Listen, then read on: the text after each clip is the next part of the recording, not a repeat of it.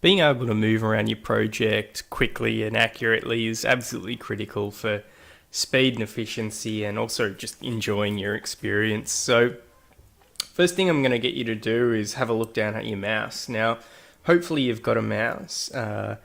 If you're using a trackpad, just know that you're probably doing things a little bit slower than what they should be done.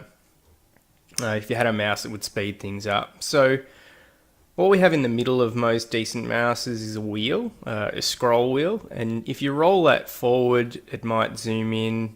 It might also be the opposite if you're on a Mac, and roll it out and it'll zoom out for you. This is great, and you'll notice that it'll zoom towards or away from wherever your cursor is. So the cursor determines where it's going to zoom to.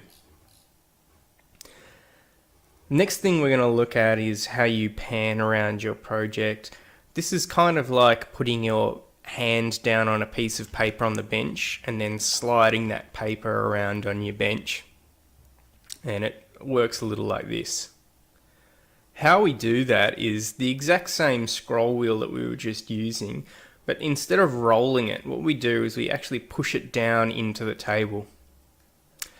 As this happens, a hand will come up on your screen, and now as you move left, right, or up and down, you'll see your page space move around as well. If you don't have a mouse wheel, what you may be able to use is the trackpad and use gestures to zoom in and out, pinching your index and thumb towards or away from each other. And if you go to your keyboard and hit the H key, it will activate the pan tool on layout for you, and then you can click with your left mouse button and move around to get it to push the piece of paper around your screen. Next, we're going to come up to the View menu. Within here, there are different ways to get around your project as well. So Zoom activates the magnifying glass or zoom tool, and now if I click and hold down my left mouse button and move up or down, it will zoom in and out. Next option I have is to zoom in or zoom out, and that just steps us in once or steps us out once.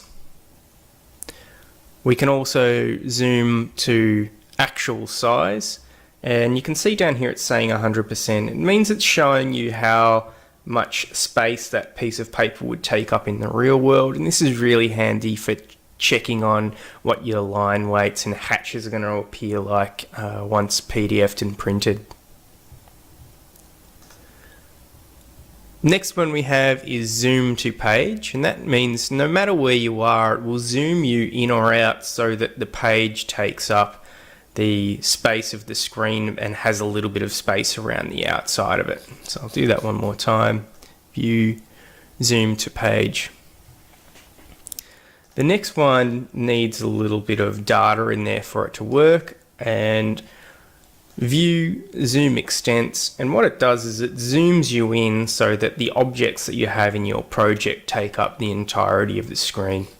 So if I was to add another square over here and do the same thing again, View, zoom extents, it zooms me in so that they take up the entirety of my screen. These last few options are helpful when you're working on really big projects. Not so helpful if you're just working on something on A3, because it's usually much quicker to just zoom in and out using your scroll wheel.